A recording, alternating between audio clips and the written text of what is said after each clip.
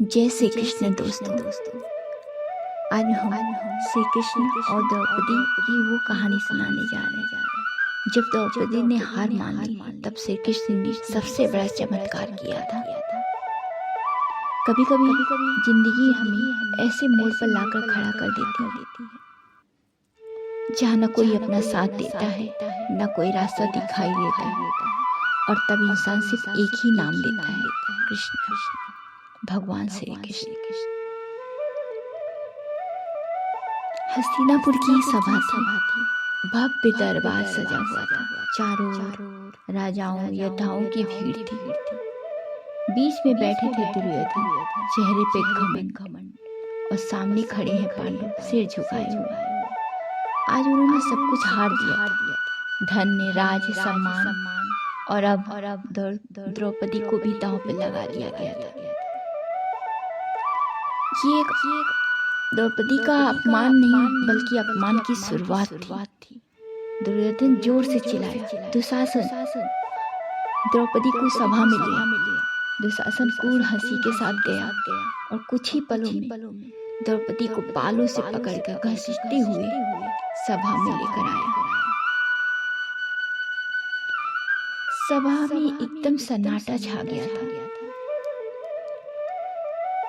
द्रौपदी रोते हुए सबसे मदद की पुकार बोली, क्या इस सभा में कोई है जो मेरी रक्षा करेगा? उन्होंने भीष्म की ओर देखा, द्रोणाचार्य की ओर देखा, अपने पत्नियों की ओर देखा, लेकिन सबकी नजर झुकी हुई थी। कोई ऐसा नहीं था जो उस वक्त एक औरत की रक्षा कर सके, जबकि सभी योद्धा थे, सभी राजा महाराजा ऋषि मुनि सब। उसके बावजूद भी एक औरत के मान सम्मान के लिए कोई नहीं वहां खड़ा होने वाला था। उस समय द्रौपदी का विश्वास एकदम टूटा गया। द्रौपदी पूरी तरह से टूट चुकी थी।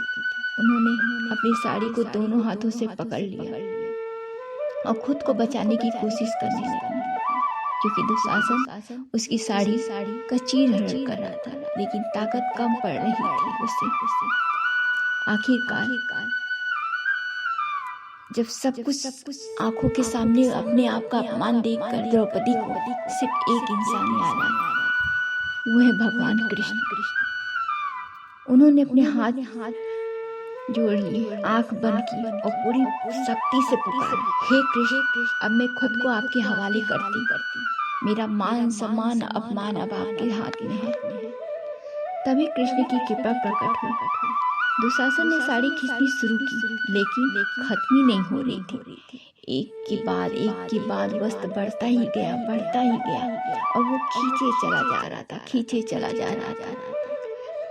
दुशासन थक गया, पसीने से भीग गया, सभा स्तंभ रह गई। आखिरकार सत्य की जीत हुई।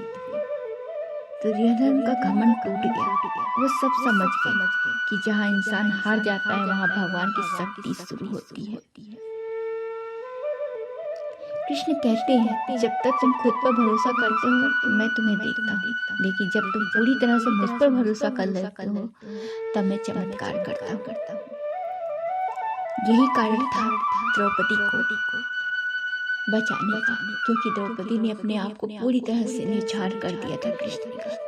और कृष्ण के ऊपर भी एक कर्ज था द्रौपदी का, कि एक बार उनके हाथों में चोट लग गया था, तो द्रौपदी ने अपने ही साड़ी के पल्लू एक छोटा सा पट्टी फाड़कर कृष्ण के हाथों में बांधे थे।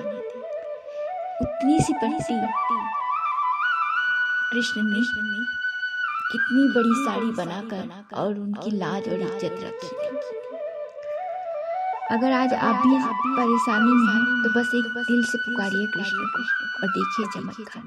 उनको समर्पित कर दीजिए।